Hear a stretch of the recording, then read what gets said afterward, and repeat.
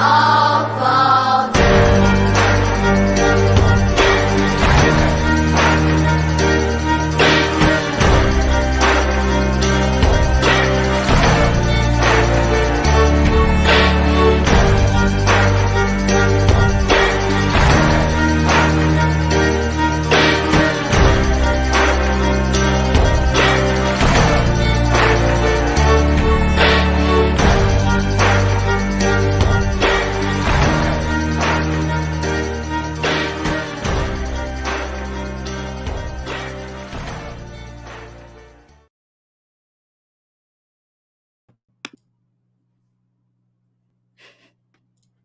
Yeah. Oh, what a fail. Oh my God. I screwed up on the first time back. That's all right. What's going on? Yeah, it is what it is. Y'all love us anyway. What's going on, everybody? Welcome back. It has been a minute since me and Caveman have been together to do a stream with you on Wednesday nights, but we're back and we are ready for the regular season. But we made up a little switch, of course. HomeField Advantage is now Sunday in February, and I'm really excited about this.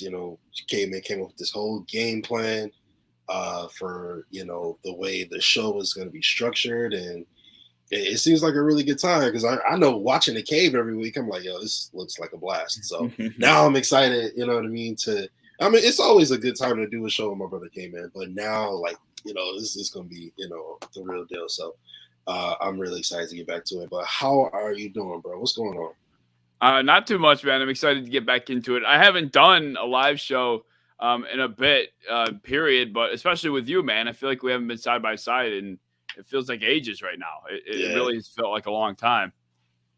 Hey, how you doing, Richard? Yeah, I mean, I don't know. I was doing the cave for a little bit. I decided to take a break, working up to the season, and obviously the rust hadn't worn off yet. Prior to the show, we were both struggling with whatever we had going on, and not going into the beginning. We're still showing signs of being out of action for a while, but I think we're gonna kick back into gear in no time. It will be good to go once things get up and running. Yeah, exactly. We'll shake the rust off as we get going. But yes, I am excited to be back. We have segments and stuff for you guys. It's the real deal. So you might as well go ahead and get into the first segment. Okay, man, you wanna get us going?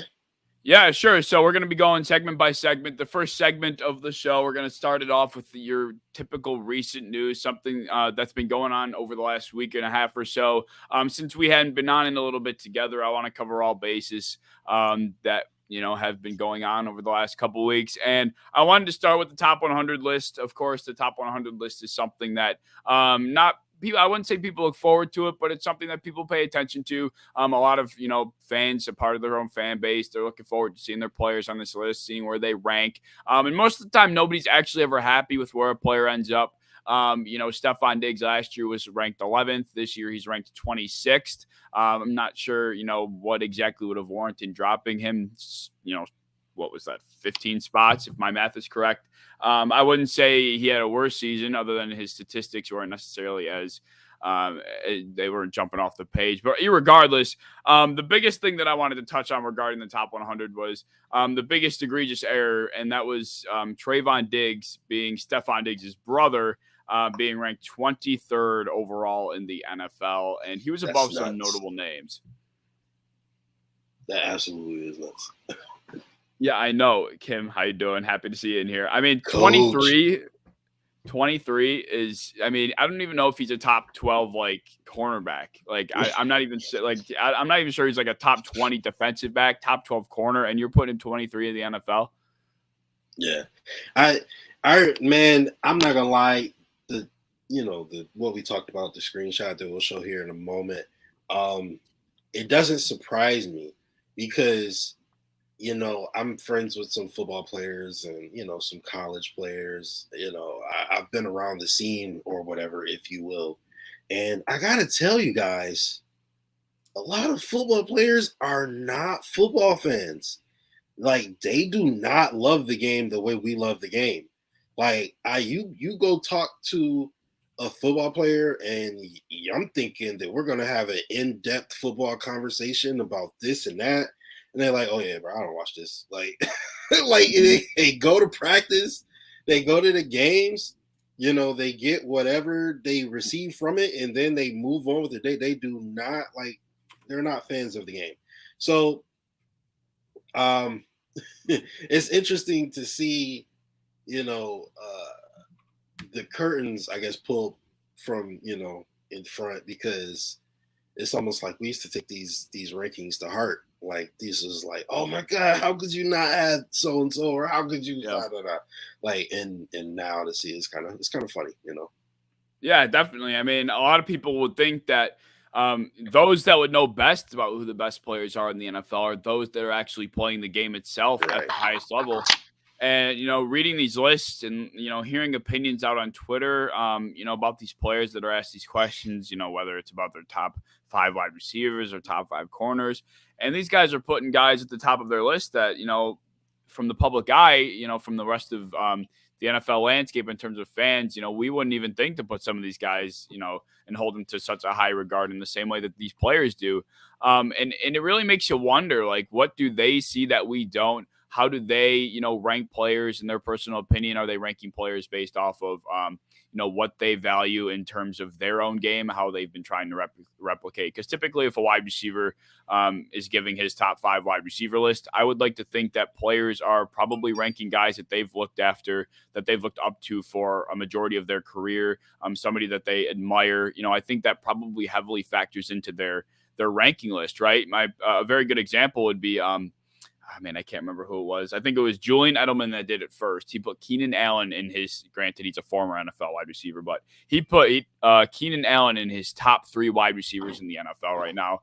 And that wasn't the first time I had seen Keenan Allen put up there, not necessarily in the top 3, but top 5, top 7 wide receivers. And I'm sitting here like scratching my neck thinking, who would do that? Like, I mean, if a fan were like, if a fan's putting Keenan Allen that high, you're getting crucified on every social media platform. But because it's Julian Edelman's name and he's got his stamp on it, oh, he's the player. He knows what he's talking about. It really makes you wonder what these guys truly value or what they see differently from us on the outside. You know what I think it is? I think sometimes, like, a player might get to know another player or something, and then they're like, oh wow, this guy works extremely hard. I've never seen somebody work this hard. Or wow, he made a crazy catch that I just happened to be there to see. I've never seen anybody make, and then I think it clouds their judgment a little bit, because they now have become like a fan of the player, almost not a fan, but you know what I mean, like an admirer. And naturally you're gonna rate the people that you admire right higher, you know what I mean? So I think that goes into it a little bit. Yeah, I think so too. I think that's a humongous factor, to be honest. And talking about the top 100 still, and Trayvon Diggs being ranked 23rd, he's above guys like, as we mentioned, Stephon Diggs, who I don't think anybody is going to sit here and say is a worse wide receiver than his brother as a corner. No. On top of the fact that he's above, I have a couple other names here that he's above. He's above Nick Bosa, who I would consider the 3rd best edge rusher in the NFL. He's above Justin Herbert, who's 17 spots below him. There are just a bunch of names here that he's sitting above. And I mean, I get he had 11 interceptions. I get that, he was electrifying, and I'm sure he's an inspiration to a lot of corners in the NFL. I'm sure he's, a great personality to be around, but you kind of really have to think that these guys are, like you mentioned, letting the influence of big plays and how they know the guy and how they view the personality of the player, factoring into these lists. And it kind of makes them, unfortunately, not very credible, at least from the eyes of myself. Yeah, for sure. Absolutely. You remember last year, when Trayvon was on like his through the NFL season, like prior to last year, I don't think anybody outside of Dallas gave a crap about Trayvon Diggs, if I'm being completely honest. So I'm sorry. I'm sure I just said his name wrong. Trayvon Diggs, right? Trayvon. Trayvon. Okay, I knew I was missing something. Okay, nobody gave a crap about Trayvon Diggs. If we're being completely honest, it was like Jalen Ramsey, Jair Alexander, so on and so forth, Tre'Davious White, and then Trayvon Diggs was getting like a lot of interceptions, and he plays in Dallas, and of course, you're going to get a lot of publicity when it comes to that. So then his stock kind of started going up because the publicity was going up. It's almost like the Dallas effect, right? Is Dak a top 5 quarterback? No, but the way they talk about him, you would think he was, right? Is Ezekiel Elliott like, top 5? They talk about these guys so much, you start to get an overinflated sense of who they are as a player, start maybe thinking they're better than what they are because they play in Dallas. And I think this is just another example of that. I don't know if you remember, but last year it was like halfway through the season. And the reason I say nobody cared about him before this last year was because halfway through the season, he was getting all these interceptions. And people are on TV saying, "Oh, he's better than his brother." And I'm like, What? Like, where did that come from? He was just an all-pro last year. He just led the league in receptions and receiving yards.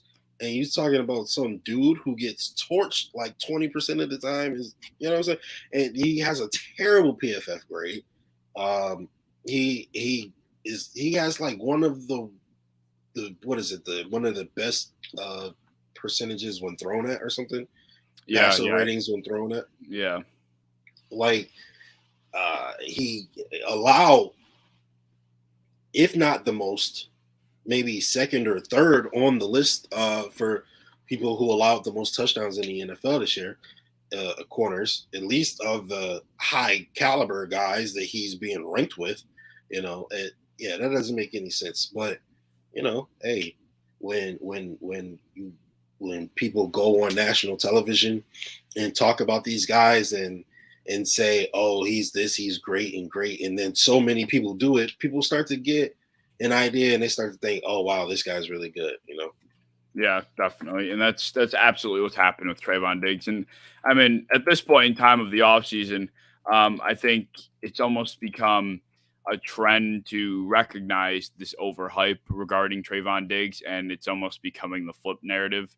Not from a player's perspective, of course, because he's 23rd in the league, but it's almost like, at least from the fan base perspective, from what I've been paying attention to, it's almost flipped. Now everybody was on the Trayvon Diggs hype train, and now at this point, everybody's starting to recognize that he's not as much as those interceptions seem to make him out to be.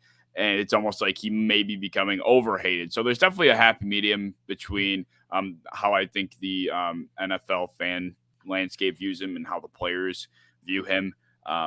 But yeah, I mean, it's just, like I mentioned, it's just a list that probably has a lot to do with the friendships and admiration that the players have for each other. And on that note, actually, I mean, as if you needed any more proof of said way that this list is built, if you will. Nate Atkins is a well-respected Indianapolis Colts beat reporter. I came across this tweet probably a couple days ago, and this is what he said. "I used to treat the NFL top 100 as something, but then a Lions player asked me to fill out half of his ballot, and others were just listing his teammates and friends in the league to get it done with. There really isn't any process behind this list." And to be quite honest with you, it shows. It definitely shows what he exactly describes. Trayvon Diggs being so high is 100% a perfect example of that.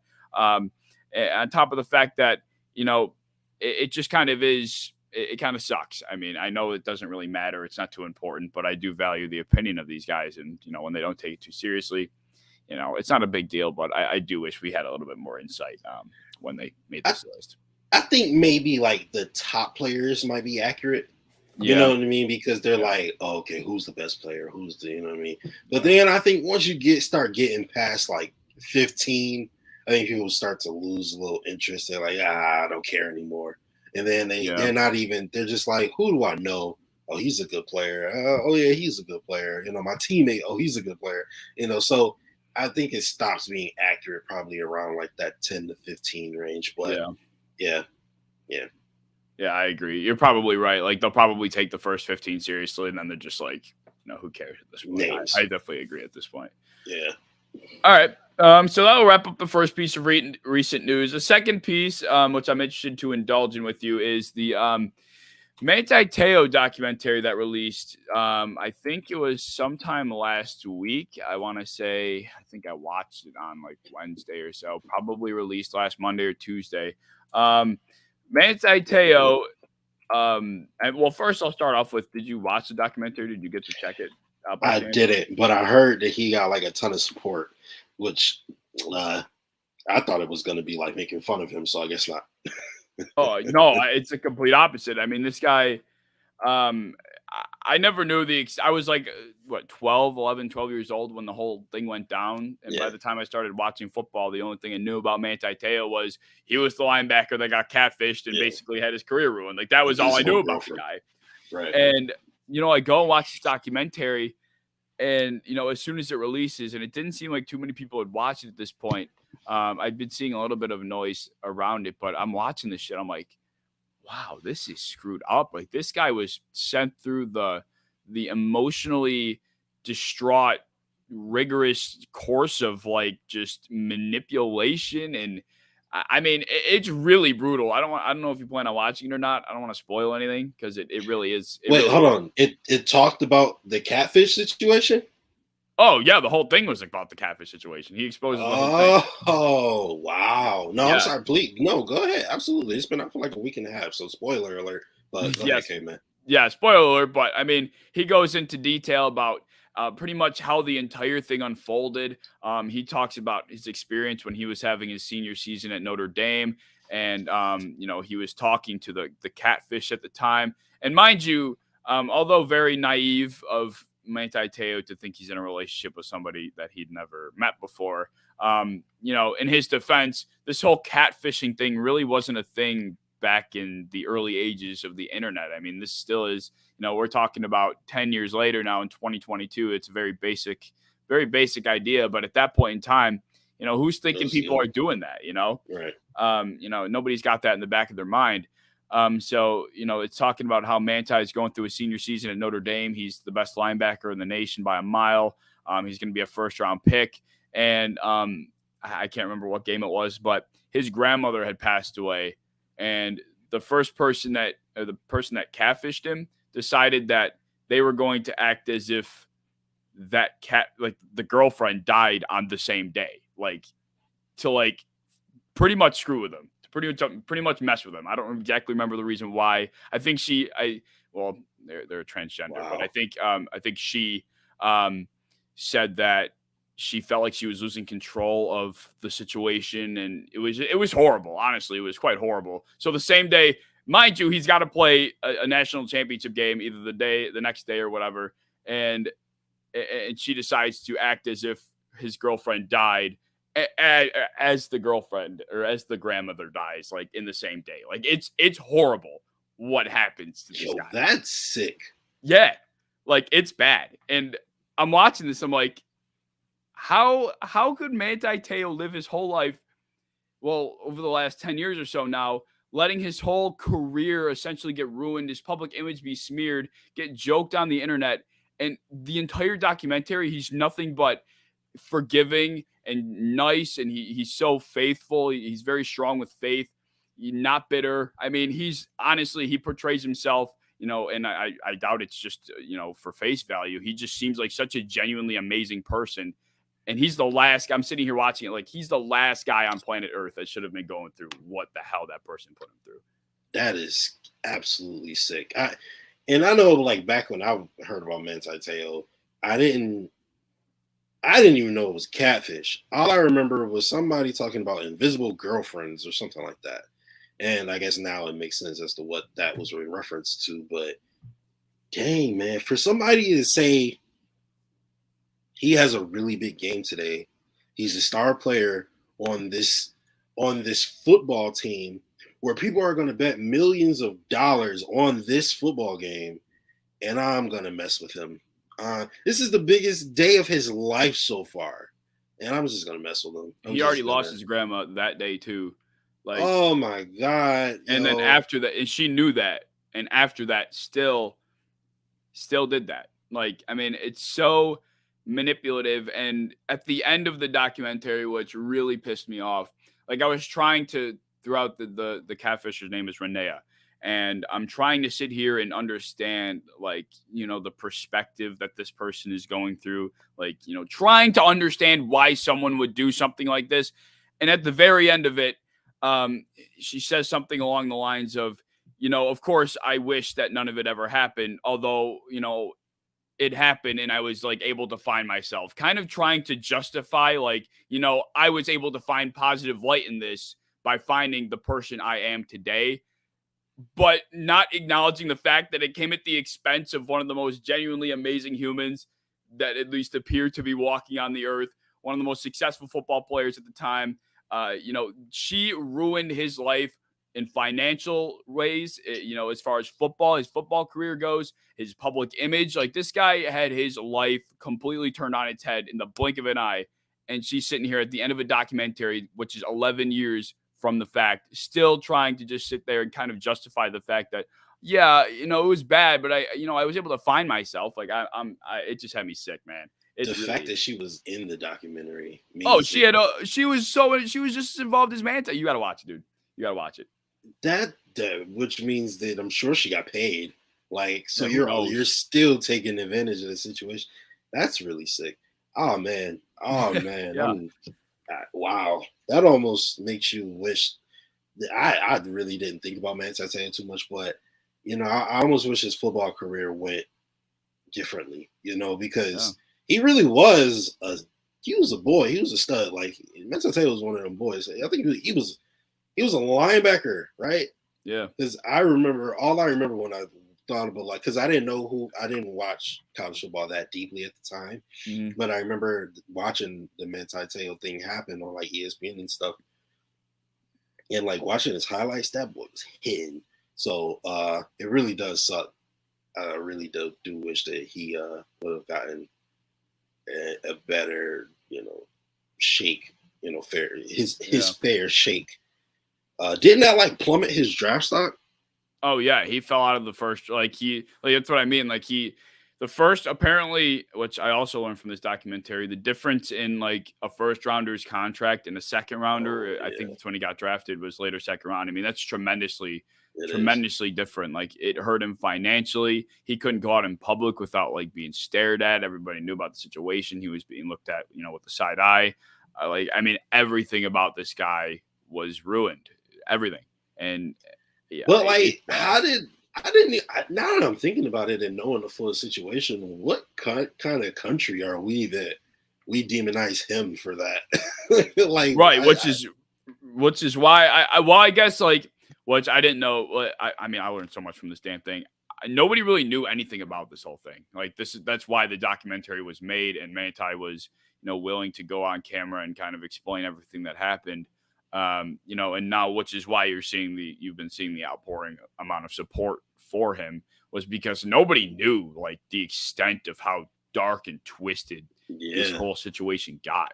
And I'm glad that they were able to, to make this and release it, because he deserves, I'm sure he's at peace of mind now, because that seems like the kind of guy he is, but he deserves to be reconciled. And, it's horrible. I recommend it, truthfully.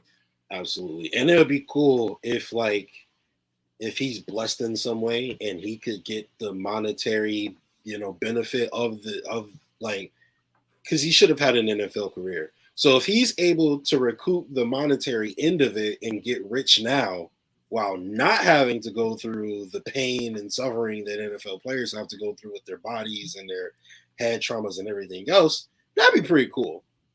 I feel like that'd be a fair trade, Yeah. So, but yeah. Yeah. I mean, there's really no words. Cool you got to watch it yourself, honestly. That's definitely really, really cool story. Shout out to Manti Te'o. Yeah, for sure. But all right, so that's the recent news. We could probably ramble on about that for a very long time, because that thing gets in depth. But the second segment that I want to roll to is just a simple question and answer. I have a couple questions that I want to present. If there's any questions down in the comment section that you want to drop, this is your time to get involved. This is the time that we're going to be just rattling off a couple of answers to some questions. So if you have anything you want to talk about, drop a discussion Send down in in the your comment questions after you slap the like button. Damn right. Hit the like button. Make sure you're subscribing, and then go ahead and drop that comment. We're going to start with my first question for you, Justus, and that's going to be, does Baker Mayfield make Carolina a playoff contender or a playoff team, in the NFC? No, I don't think so. Actually, see that last little bit. It's that last little bit, right? Because does Baker Mayfield make the Panthers a playoff team? What? God, no. Baker Mayfield is not that. He's not that, right? He actually made the Browns roster worse than what it was, right? Yeah. But does he make them a playoff team in the NFC? The NFC is hot garbage right now. And I think the Panthers do have a playoff roster from the NFC, at least. Now, it'll come down to Baker. Will Baker be good enough to make that roster better? Will he even play well enough up to that roster's standards? Because, on an educational scale, that roster, the Panthers roster, might be C plus. Which is passing. It's average, right? A little bit above average, which would give you the playoffs in the NFC. Baker Mayfield is like a C minus C quarterback, right? So there's a little bit of room in between there. So we'll see if he's able to step it up. I'm still not 100% positive that he's better than Sam Darnold, if I'm being completely honest. And Sam Darnold looked like hot butt cheeks in that offense last year. So I'm interested to see what will happen. He gets to play the Browns in his first game back. I mean, yeah. The Browns, the defense is legit, so I don't know if that's the team we want to face. Well, I mean, because he faced them in practice every day, but hey, so I guess that was a roundabout way. Right, I'm a long story short to answer your question. I think that the Panthers are a playoff team in the NFC, and Baker Mayfield is now their starting quarterback. I don't know if he necessarily makes them a playoff team, if that makes sense. Yeah, I agree. I think Carolina Panthers, the way I looked at the Panthers going to last season was a team that was playoff ready and just a quarterback that needed to prove himself. And I was a lot higher on Sam Darnold kind of rejuvenating his career with the Panthers going into last season than I am with Baker going into this season. That sounds crazy to say now because of how bad Sam Darnold has panned out. But, at the end of the day, the Carolina Panthers are a team that are very well-rounded. A lot of young players, Jeremy Chin, Brian Burns, J.C. Horn, who's going to be healthy this season. They have a lot of guys on that defense that's going to make it ferocious. The offense has got DJ Moore, Christian McCaffrey. Hopefully he's able to stay healthy. This team, it's really built to be solid, and it's going to come down to Baker Mayfield and being able to keep a level head, take care of the ball, throw the occasional 2-touchdown game if he has to. But I mean, this team is going to be predicated on defense, and I think Christian McCaffrey in the run/ground game. So, I honestly, Baker's just got to play decent football. He doesn't have to be the hero. He doesn't have to be a savior. He just has to take care of the football, has to make some good reads, and almost play like I don't want to say a Mac Jones type of game, but he just doesn't have to do too much, I guess is what I'm trying to get at. And the Carolina Panthers could be a solid team in the NFC. He doesn't have to do too much at all. I mean, you guys saw me, and I had egg on my face, but I'm not necessarily ashamed of the hypothesis, if you will, that I had. I said that the Carolina Panthers were going to be a Super Bowl contender in the next 2 years. And I genuinely believed that at the beginning of last season, because I thought that they had pieces to make some things shake. And I still do think they got pieces to make some things shake. They just got to put those pieces together and make them work. Matt Rule, he kind of scapegoated a couple people. We'll see if he's the guy that'll make it happen. But I don't think their roster's bad. I think they have a lot of good pieces to build on. It's now just all about, building on it and executing, right? That's what, Sean McDermott said, trust the process. And that's how they got it done here in Buffalo. They built it on what they had, They executed, and then they did amazing, unbelievable, incredible scouting to go out and fill the rest of their roster. So we'll see if Carolina can do that. But as of right now, yes, they have a playoff roster. It's all about Baker. He just needs to be a game manager, really. If Christian McCaffrey's still there, hand the ball off to Christian McCaffrey, maybe throw it to Christian McCaffrey a couple times, and hey, maybe you'll get 8-9 wins and you might see a playoff spot. Yep, and that's all it's going to take in this conference, to be honest. Yep. You can very easily squeak into a wild card spot at 8 or 9 wins, depending on how the landscape pans out. But if it goes the way we're thinking it's going to, they very, very easily could get in at that stake. My next question for you, Justus, is going to be this: who's been the most impressive rookie in the preseason to you thus far? The most impressive rookie in the preseason so far. I'm gonna go with. I like Malik Willis. I like the way he plays, but he hasn't necessarily been impressive. But I do like watching him play. It kind of reminds me of a bigger Lamar Jackson. He can't throw the ball as well, and he's not as fast, but he does look like, he looks like a middle-class man's version of Lamar Jackson. I'm going to say Kenny Pickett. I'll go Kenny Pickett. He balling. Granted, so is Mr. Trubisky, but he balling. It looks good coming out of his hands. He's making good reads. He's, actually, I'm not going to say Kenny Pickett. I'm going to go with his teammate, George Pickens. Okay. He has been balling. That dude is making some unreal catches, making some spectacular plays. I didn't know who he was. Listen, I studied Jameson Williams, Chris Olave, all the rookie receivers in his class because I wanted one, right? Jahan Dotson, all these people. And I saw George Pickens and I just skipped right over it. I was like, that name. I don't even like that name. I'm not, I'm not researching him. We're not going to get George Pickens. And, I'm stupid because, hey, he's balling now. He looks really, really good. A lot of people hypothesized that the Steelers wouldn't be a playoff team.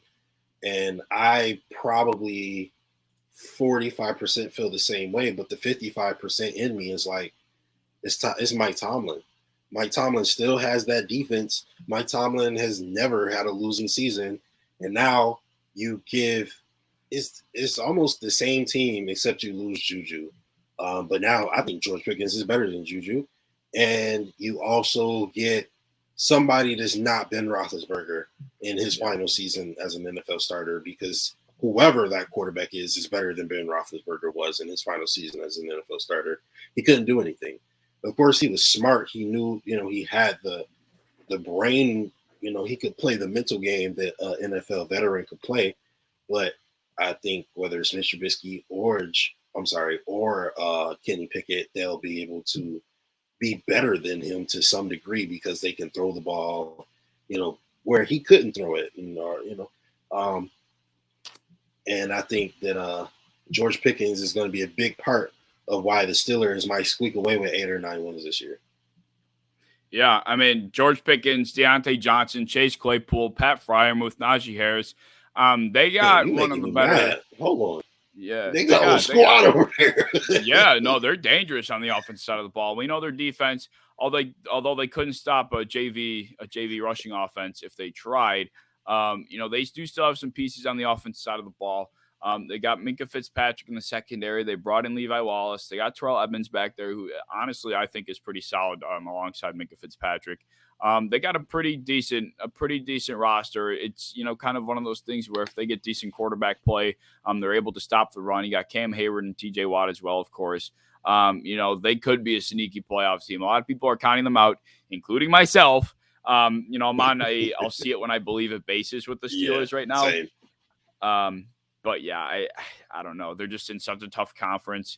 Their division, on top of the fact, is not easy either. They're going to have a lot of ground to make up for, just playing against these high-powered offenses. I'm not sure if they'll be able to keep up in some of the games that they have on their schedule. But I like George Pickens. It's a very good answer. I'm going to go with the tight end from Baltimore, Isaiah Likely. I don't know if you've heard about him over the last few weeks, but last week he had 8 catches for 100 yards and a touchdown in the first half. I get he's going against, practice squad guys. But I mean, he himself just got drafted to the NFL. He's going against players. It's not a full team of rookies that have never stepped foot on an NFL field before. These are other NFL caliber talent players. And, he's just going out there and he's balling out looking like one of the better tight ends in the NFL. So I really like Isaiah Likely. He's probably Baltimore's worst secret kept at the moment. They already have Mark Andrews. They got Rashad Bateman, Lamar Jackson, of course. They have a crazy running back depth chart. I'm just looking forward to seeing if Isaiah Likely truly does step into that second to third pass catching role. Who knows what Rashad Bateman's going to be like in terms of a wide receiver one for that offense, because they really don't have much. I know they signed Demarcus Robinson, who got cut by the Raiders recently, but I think Isaiah Likely has a real opportunity to step in as the third and potentially even second at some point throughout the season pass catching option for Lamar Jackson. And, he's got that kind of talent, and I'm really looking forward to seeing what he's got. Absolutely. That's a great pick. The Ravens are like the Steelers with linebackers. It's no matter who they get, they just get the best. They get the best player, like somebody who you never even thought of. But Isaiah Likely, his measurables are ridiculous. He is, the RAS scores. He is one of the best RAS scores for a tight end, ever. And he was definitely somebody who I was looking at for the Bills to potentially draft. But the Ravens, they, who was the tight end who they had before? It was Mark Andrews, and him was just balling out of control that first year. Can't remember his name, but I think they at one point had was it Hayden Hurst? I think Hayden Hurst was on the Ravens. I'm not sure if that's who you're talking about, but no, it was. I forget who it was. It's slipping on mine, but they've always been good with tight ends, and people say that the Ravens don't have a wide receiver one or a reliable WR1, but if you pay attention, you'll hear that the GM says that Lamar says focus on offensive linemen and tight end. That's what Lamar wants. He wants good offensive linemen and tight ends, and they keep bringing in these good tight ends. And Isaiah Likely definitely looks like he's going to be something special, especially if he can thrive in that offense where they don't have a real wide receiver number one, or at least a solid, solidified, proven wide receiver number one. Because who knows, Rashad Bateman might be. I don't want to take anything away from him, but I feel like it's a great opportunity for a guy like Likely to come and ball out, on this offense. Yeah, absolutely. And I mean, there are a few rookies that I think really have a chance to explode going into the season. George Pickens and Isaiah Likely being two of the such, but I don't really know how to feel about Breece Hall. Of course, James Cook. I don't know if he's necessarily going to explode. I think he's going to have a role, but I'm not sure he's going to necessarily explode this season. I'm not sure if he really ever explodes. I think he's going to play a very niche role for the Bills, to where he's going to almost kind of be limited to the point where he really can't go berserk. He's just not going to be getting the touches. Other guys like who's coming off the top of my head that I'm thinking about. I'm drawing blanks, but nevertheless, there are a lot of rookies in this class that I think, they have a real opportunity to make an impact early on, and I'm looking forward to seeing it happen. Yeah, absolutely. Absolutely. I don't know, man. James Cook in that game versus Denver, it was looking real fluid. And it was just effortlessly quick. So I don't know. I'm excited to see what he can do this season, although I'm really excited to see what Devin Singletary can do too. So I'm just excited all around. I can't wait for the season to start. But yeah. All right. So I had a question for you. Who are your preseason MVPs for who you think will win the MVP this season? So of course Josh Allen comes to mind immediately. How could he not be in this conversation? I think Josh Allen's at the top of that list. My I'll have a popular choice than like a sleeper kind of option. I'm going to say Josh Allen for the sake of being the most probable. And my underlying under the radar pick, I'm going to go with Derek Carr. I'm huge on Derek Carr. Derek Carr is going into a season where he kind of has a lot to prove. He's got his best friend Devonta Adams, wide receiver one now. Darren Waller, who's practiced like once all camp because of some contract negotiations. Who knows what's going to happen with him? But nevertheless, Darren Waller is still there. Hunter Renfrow solidified himself last season as one of the better slot wide receivers in the NFL. Josh Jacobs isn't piss poor back there in that backfield. The offensive line really is the only question mark as far as that offense goes. But the Las Vegas Raiders are a team that's going to be in a lot of shootouts. They play in the AFC West. They're going to be in a lot of high-scoring games, especially considering the fact that the Raiders secondary is kind of just a ghost town. There's no big names back there. Nobody's that really is going to make a play. They're going to be in a hell of a lot of games where I'm thinking there's 60-plus total points. Derek Carr is going to have to be chucking that rock, and I think there's a real possibility that he ends up with 5,000 passing yards, which he has done before, and 30 to 35 touchdowns, and that could put him in that MVP race. Right at the top of it, and who knows, he can end up with 40. So I'm big on Derek Carr considering the optics with the Raiders schedule and just the way this year is mounting up for Derek Carr himself. As far as net value, it makes all the sense in the world. You look at the season he had last year, and that was without one of the best wide receivers in the NFL. Yeah. So now you add him, you add some pieces to your defense, and like you said, they're playing in that AFC West where everybody's good. So there's going to be some shootouts, and he's going to be able to let it fly, and his numbers are going to be gaudy because of it. So that's actually a good pick. So I'm going to go with a popular one and sleeper one as well. Obviously, my popular one is Josh Allen. My name, for God's sakes, is JA17 MVP. Ladies and gentlemen, you guys should know that answer. My sleeper pick is going to be. I want to surprise some people. I want to have people like, what?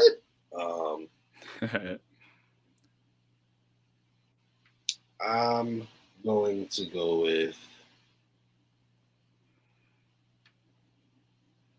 I would say Lamar, but he already got one. I don't want him having too many. Josh. It's got to be a quarterback. It has to be a quarterback because who else is winning MVP other than a quarterback? It's a quarterback award, right? Yeah, it's definitely a quarterback award. All right, so I'm gonna say Kyler. Okay, he's my sleeper. Kyler Murray. Kyler. I think the NFL is a funny place, and I think NFL media is a hilarious place. Because from week to week, like any year. Go back to 2018, go back to 2021, go back to 1992. In a year, week to week, you can find, if you look at the finished product of a team and the team has won the Super Bowl or they've done this or that, you go back to like week 3 in the preseason and people are saying some wild stuff about they don't have a good quarter. This guy sucks, right? And they just ended up being one of the greatest teams of all time, right?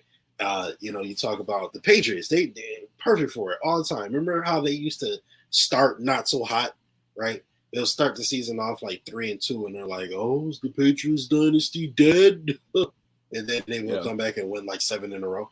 So I think that this whole Kyler Murray bonanza extravaganza drama is gonna be a footnote, if that, in this season for him, because I do think Kyler Murray is extraordinarily talented.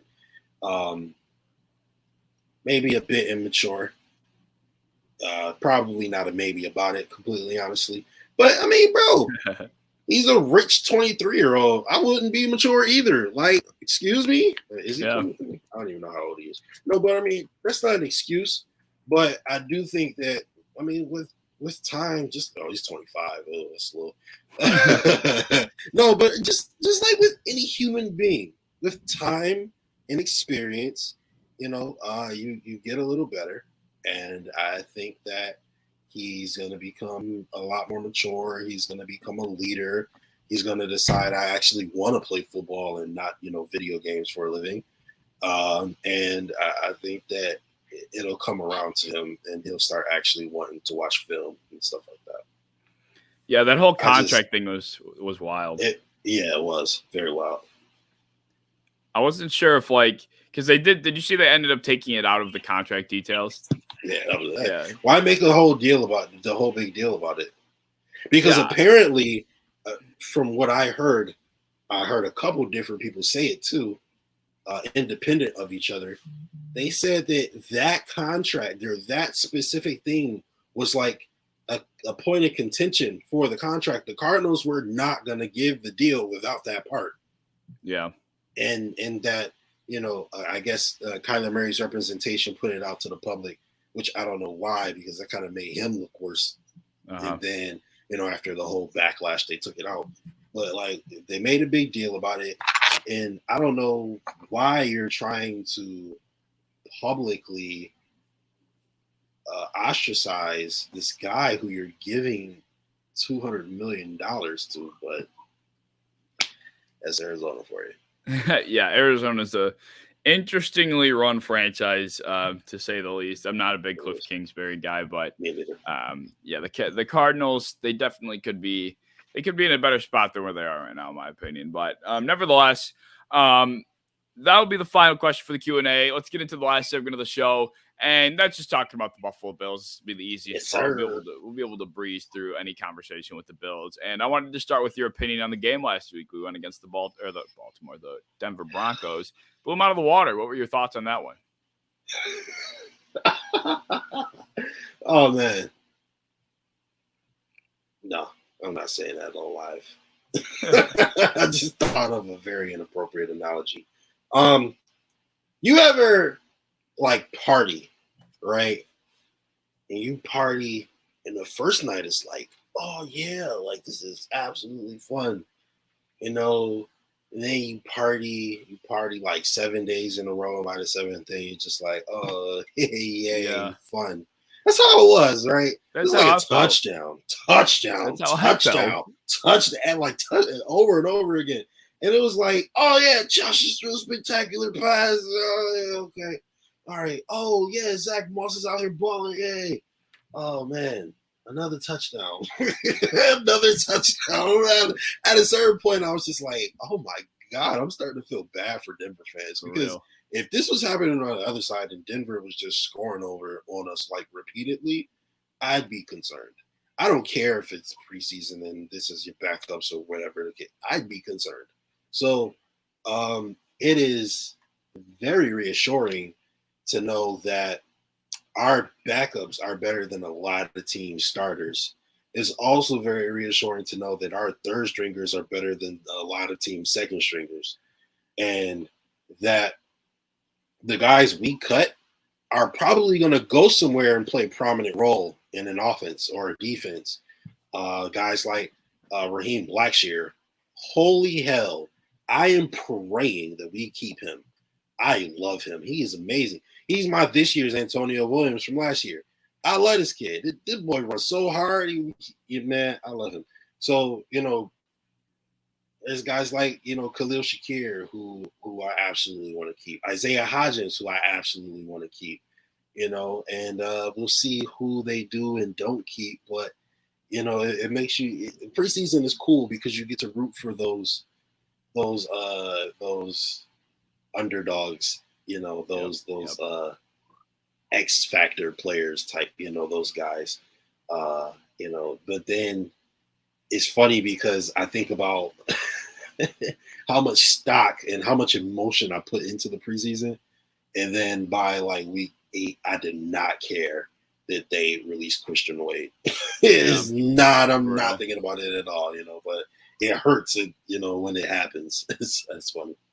No, yeah, I hear you completely. It almost becomes an emotional attachment for some of these guys, and for some of us with some of these guys, I should say.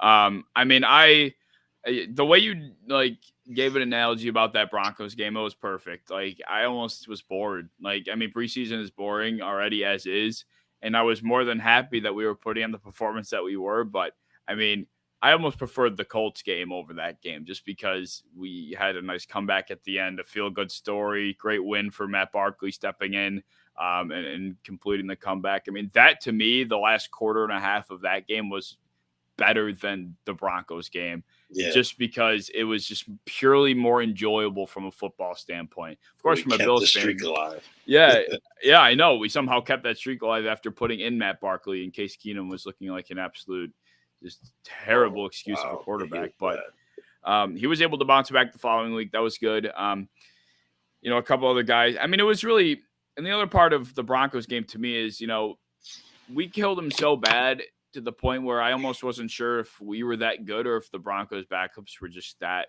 bad. And it almost had me thinking, like, how much consideration can I take this game into? Because everybody played, like, if you didn't play well in this game where we put up 42 points, we nearly had the perfect football game. Like, if you didn't play well, that's far more concerning than it is, beneficial, I would say, for somebody that did play well, if that makes sense. Like, how could you not? Like, that's just how bad it was. So I just, some of those performances, although great, I just wasn't looking at them necessarily with too much praise or consideration for that reason, because it was just such a complete beatdown. Everybody did everything, or everybody did well. So on that note, though, I did want to, I wanted to also ask you, out of the guys, that are kind of on the bubble right now, and you kind of mentioned it already, but who are you pulling for to make it that you think does end up getting cut? If it's who am I pulling for that? If not play. Well, oh yeah. Ooh, I hope he'll get cut. Isaiah Hodgins also might get cut. I don't want him to get cut. Mike Love. Okay. This one. And everybody else, I feel like, is pretty much a lock to make the roster for that I like. Guys like Christian Benford. I called it out. And now he might be a second team player. Like, oh my goodness, it's just so good to have invitation. But I'm gonna go Blackshear. I'm also gonna go Isaiah Hodgins.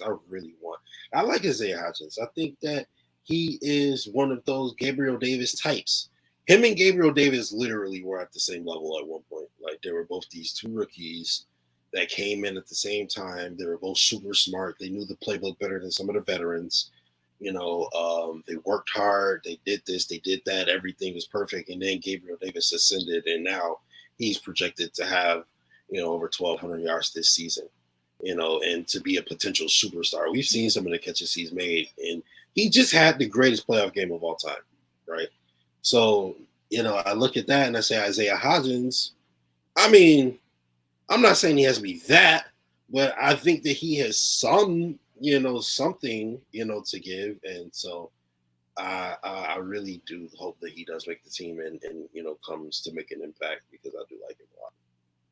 Yeah, totally. I mean, I almost feel like Isaiah Hodgins, I think 7 wide receivers making the team is a very large possibility. I know they might go deeper at linebacker this season, trying to go with more 3 linebacker sets this season. But I don't know. I just look at who we have at wide receiver right now. Khalil Shakir's not going anywhere. I mean, the second we let Khalil Shakir go, he's getting scooped. There's no way.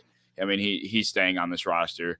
Of course, we got Stephon Diggs, Gabe Davis, Isaiah McKenzie, who, I mean, I almost hate me for saying it. I felt like I could have made a solid argument for potentially not making it, although that never would have happened ever.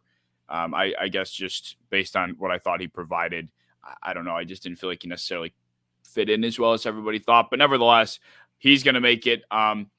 The guys that are kind of on the bubble right now, I would say, are Jameson Crowder, Isaiah Hodgins, Tavon Austin's already gone. He's gone. Who's even left outside of that then? I think it's just probably Isaiah Hodgins and Jameson Crowder on the border, like right? Tao Powell or something. Oh yeah, him too. Oh, and Jake Kumaro. I mean, what's going to happen with Jake Kumaro? I think he'll probably end up. Hold on, I gotta see what we. My awe and infatuation, or if you will, of Jake Kumaro is kind of gone. It's like, Yeah. you know, I would like to say I hate to say Hodgins make the roster before Jake Kumaro, just because I think Isaiah Hodgins can bring something long term. Yeah. Versus Jake Kumaro, who I feel like if he does make the team, it'll be for a year or two max. Yeah, it looks like so. Marco Stevenson, sorry, buddy, you're out of this conversation. Tanner Gentry, I'm sorry, buddy. Neil Powell, he's out. So it's really Diggs, Davis, McKenzie, Hodgins, Shakir. That's 5. Or not Hodgins, I'm sorry. McKenzie, Davis, Diggs, Shakir. And then depending on how you view Kumaro, Hodgins, and Crowder, whether you think we're taking 6 wide receivers, then 2 of the 3 make it. If we take 7, then all 3 of them make it. I think Crowder is a lock, unfortunately. You think so? Yeah. I'm not so hot about it. I think that I would like to see him improve it a little bit more, but I think he's a lock to make the team. Okay. But I have sources, guys. My source tells me that OBJ to the Bills is a real thing.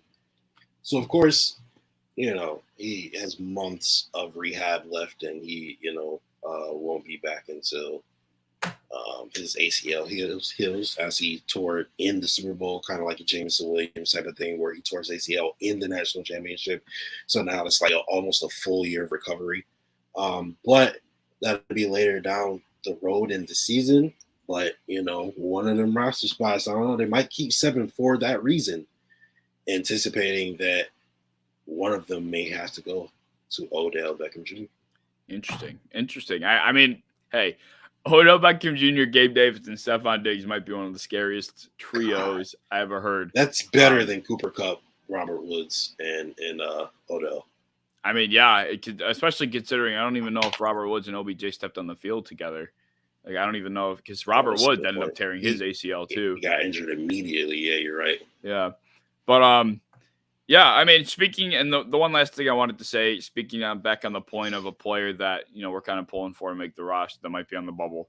I'm going with linebacker Balen Spector out of Clemson, the 7th round pick. He's led both games in tackles. He looks good. Yeah, he looks pretty damn solid.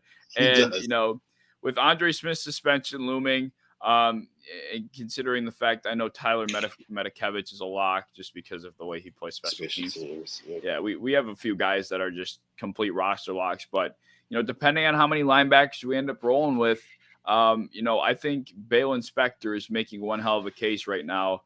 His best chance is going to be through special teams. He's going to have to continue to make an impact, which he has been on the special teams unit, and that'll be his avenue to the roster. But not too sure if it's going to happen. Feeling like it's less likely than more likely, but I'm pulling for him. I think he's had one hell of a preseason up to this point. That's what I got here. Marquise Lee just got released. Terrell Bernard's a lock. Terrell Dodson's a lock. Smith Jr. is probably a lock. Maddox Evans might be a lock. I would like to see it. They may be able to, sneak him onto that practice squad, maybe a protected practice squad spot. But I do like him. He looks really, really good. I'm excited to see him in week 3. Yeah, as am I. But yeah, I mean, that's about all I got for on the Bills talk. Do you have any other wrap-up thoughts, final comments you want to make, Justus, before we call things a wrap?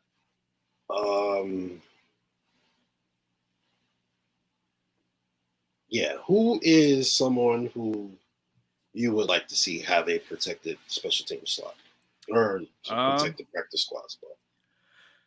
I mean, I guess it would probably come down to Isaiah Hodgins or Balen Spector to me, to be honest. I mean, it all depends on, who ends up making it. I think both of them have a very solid case to make the roster, but also at the same time, they're both looking less and less likely to make it. I mean, between the two,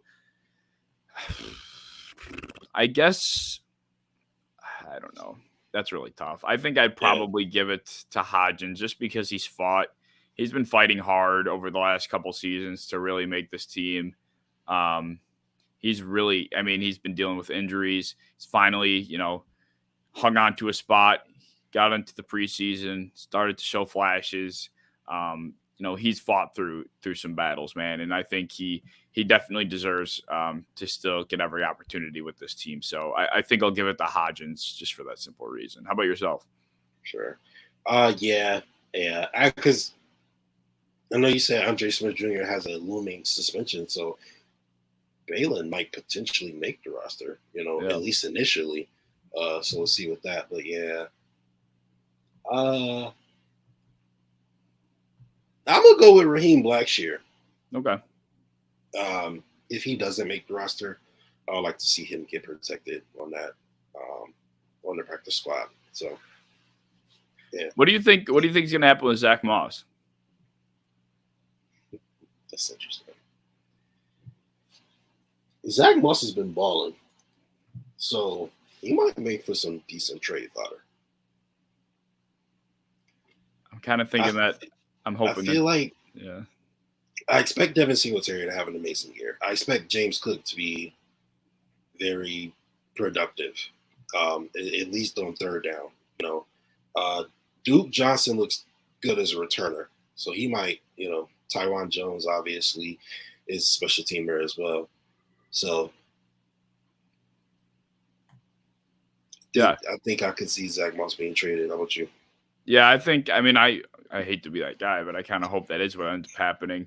I just don't see, where he fits on this offense. But based on what I'm hearing from beat reporters and, the positive feedback and the carries he's getting in preseason and where they're coming from, who he's playing alongside, it seems like he's kind of trending toward making it.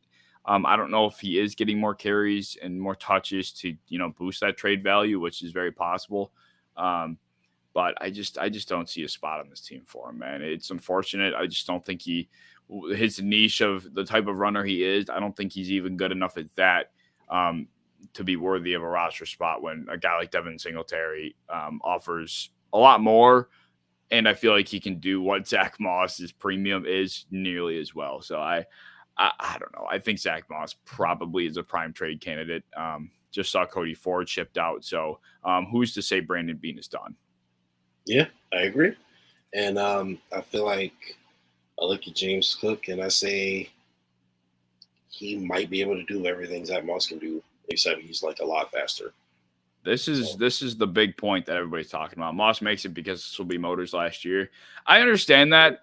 I do think that that's going to be something that plays heavily into this. But at the same time, what's stopping the Buffalo Bills from drafting another running back? What's stopping the Buffalo Bills from re-signing Devin Singletary on a dirt cheap contract because he wants to stay with the Super Bowl contender? He just ran his ass off, and the Bills are willing to keep him around. I feel like a lot of people are writing off the idea of re-signing Devin Singletary because, running backs are so expendable nowadays. But, I mean, like I said, if this dude runs his ass off this year, if he runs anything like he did at the end of last year, and he's willing to come back to the Bills on a relatively cheap deal, and we value him enough, I would not rule out the possibility that he is re-signed and he's part of the future plans for the Buffalo Bills. So, not to mention he's been here since the start, and I think the Bills franchise really values that at heart too. So I do hear out that argument, but I feel like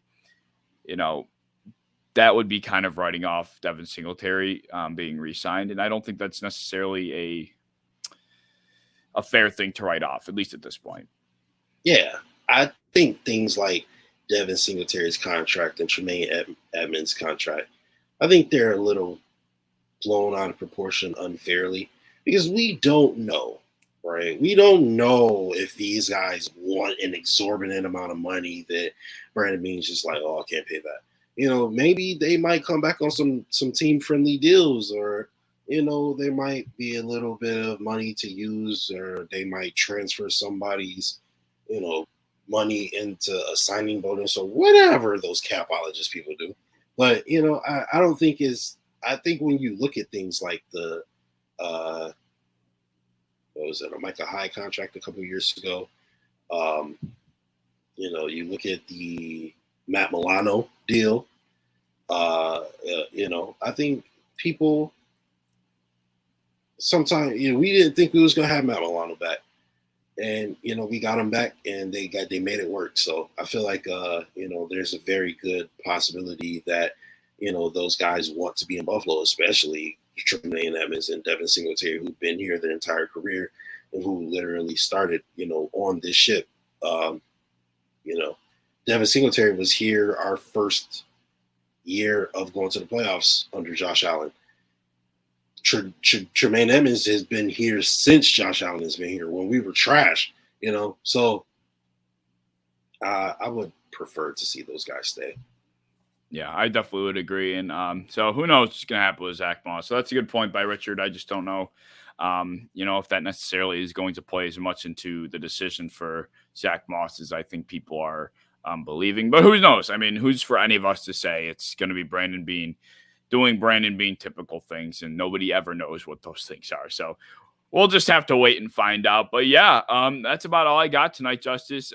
It was a blast getting back on with you, dude. I'm very happy we were able to get back in the swing of things, and the season's right around the corner. We'll soon be busting into britches with how much shit that we could talk about. Yeah, absolutely, man. Feel like it was a much needed break. We've been going strong for over a year, and we rebranded and everything come together in that, and all the shows are getting back into this swing of thing. Not this regular season again here, but it's always good, because I look forward to talking to you, bro. So it was kind of like every Wednesday I'd be like, why am I excited? And then it'd be like, oh dang, we're not even doing it. You know what I mean? So, but no, I feel the same way. Like, yeah, I mean, I feel like we haven't talked on this show in, what about 3 or 4 weeks now. So, I mean, It's been a bit. It's like, what the hell? And right. I'm glad that we were able to talk again. It's been fun. And I hope that, I can't wait for the season, dude. We're going to kill every single fucking show. It's going to be a blast. Bro. Absolutely. Absolutely. We're going to kill it. MJ is in the building, ladies and gentlemen. All right. Mike and Justus. All right. MJ. There's a reason. All right. But yeah, that's going to be it for us tonight, guys. But we are back. Wednesday nights are back. So don't you guys worry. We will be with you guys again. And we will see you guys next week. But of course, go ahead. Go to his go to his YouTube page, The Cave. Go subscribe. Go watch his content. Guy makes, some of the best videos in the entire genre. In the entire community. And tomorrow, Justice for All here on Fanbase. So make sure you tune in for that as well. But yeah, man, thank you guys for everything. You guys know we appreciate every single comment, like, subscription, retweet, post, repost, and any other notification that some social media site has. So we appreciate you guys. We do it for you. And for my man Caveman, I'm Justice General Radford. This is the official network of the original Bills Mafia. We are out. Go Bills. Go Bills.